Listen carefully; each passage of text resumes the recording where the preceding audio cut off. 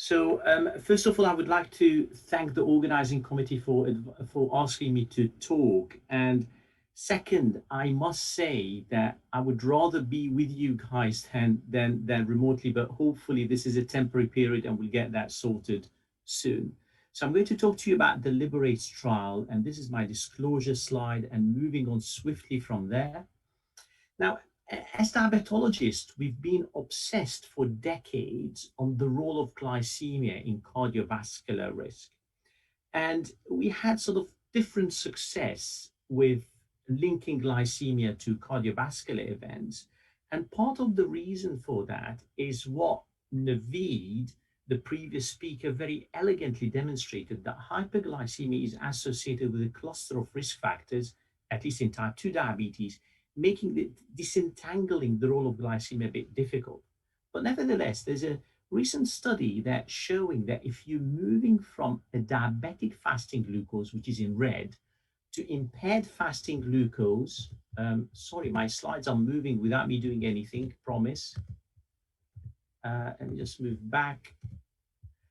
So if you're moving from a diabetic fasting glucose in red to impaired fasting glucose in amber or normal fasting glucose in green, you can reduce cardiovascular disease by anything between 22 to 30% and all-cause death by around 40%. If you look at the bottom of the slide, if you're moving from a normal fasting glucose to a diabetic fasting glucose or impaired fasting glucose, you're increasing the risk of cardiovascular disease by 4 to 13% with a massive increase in all-cause death. So there is definitely a relationship between glycemia and cardiovascular disease. Now, when it comes to diabetes and myocardial infarction, so if you think about it, that study was on a cold group. What about an acute event? So earlier work, as we well know, with the DIGAMI-1 trial that looked at controlling glycemia in the individuals with diabetes and myocardial infarction, it did show an improvement in clinical outcome.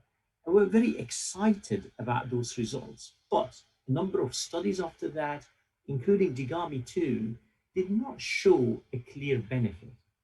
Now, we've got to remember that glycemia at that time was mainly assessed as HbA1c, which is quite a crude marker of glycemia. It just gives you average control. And we know now that there are more glycemic markers that are important, particularly hypoglycemia in a group at high vascular risk.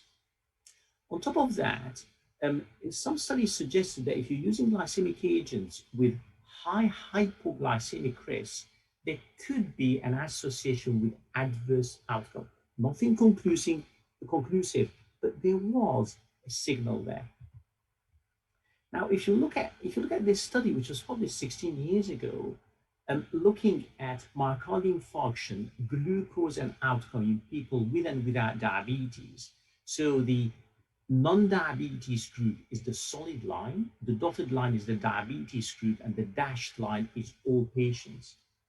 And this is showing you the relationship between glucose levels and odds ratio for in-hospital mortality. So if you look first at the non-diabetes group, there's a massive increase in in-hospital mortality, tenfold increase with glucose levels of 250 milligram per deciliter or around 14 millimole per liter. If you look at the diabetes group, at the same glucose level, the increase was far less. So it appears that people with diabetes tolerate the high glucose levels better in relation to cardiovascular outcome or in-hospital mortality. But please look at the lower levels.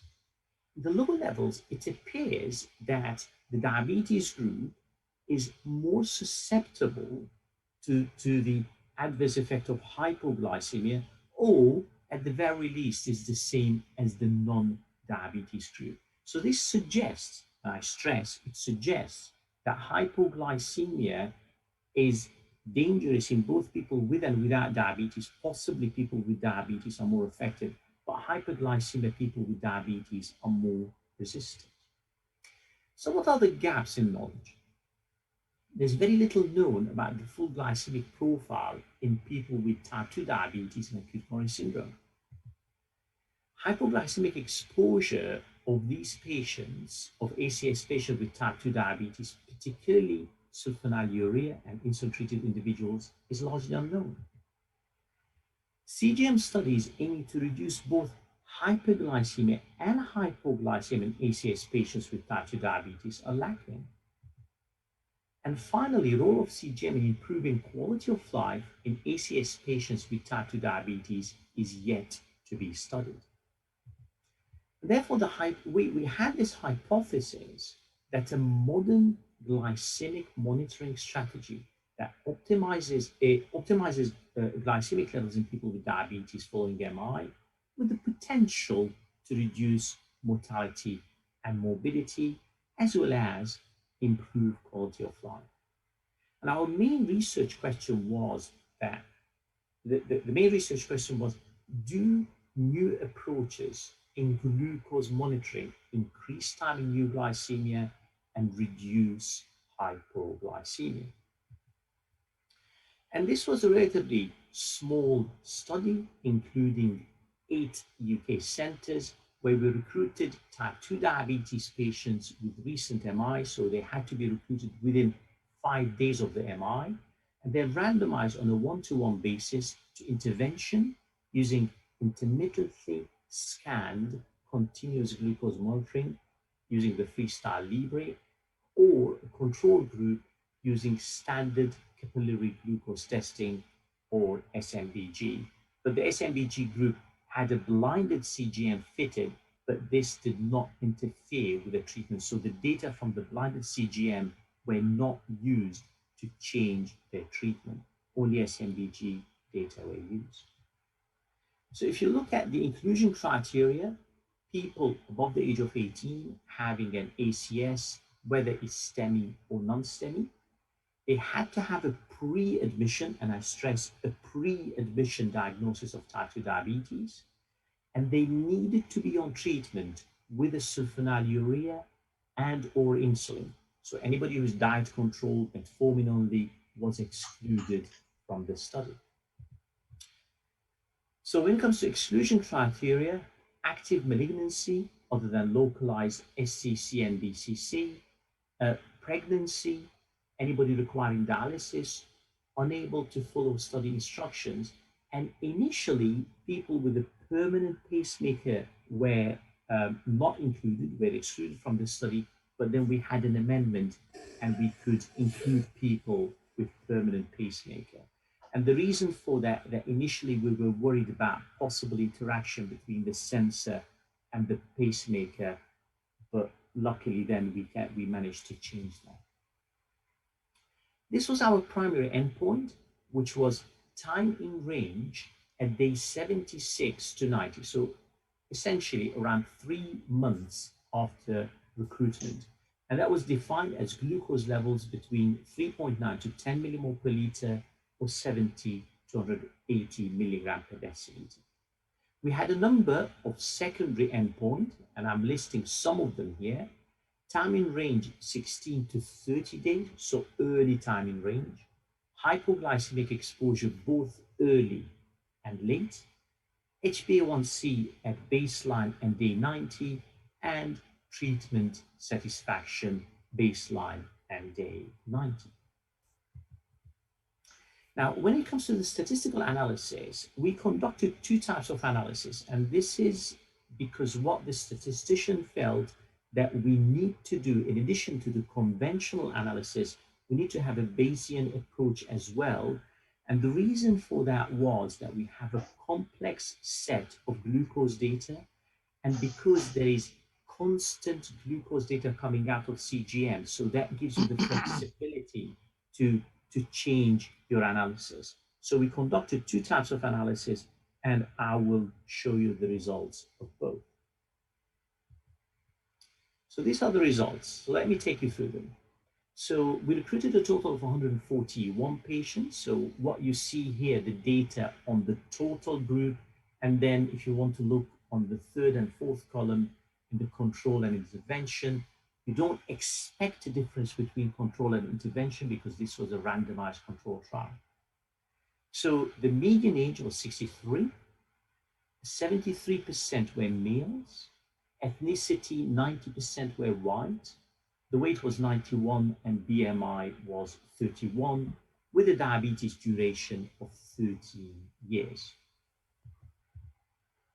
This was the therapy. So just over half were on insulin therapy, 55%. And if you divide them into what kind of therapy they were on, 62% were on premixed insulin. So the majority were on BD premixed insulin.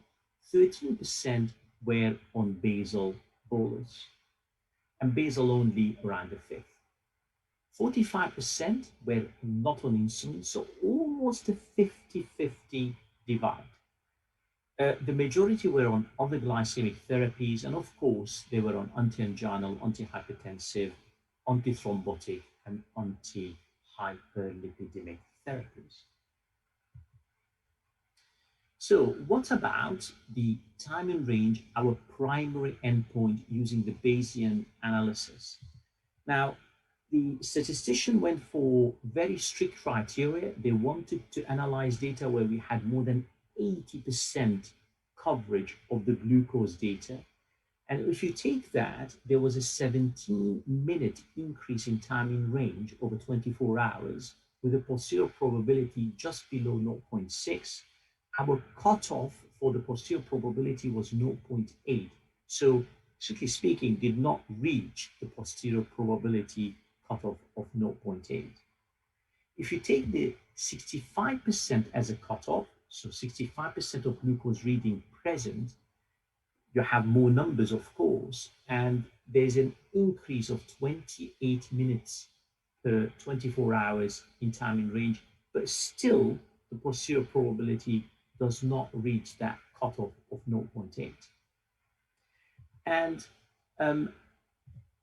just to demonstrate to you this flexibility that you can have with the Bayesian analysis, the way we analyze the data, we assume nothing. We did not assume there will be an improvement or will be worsening.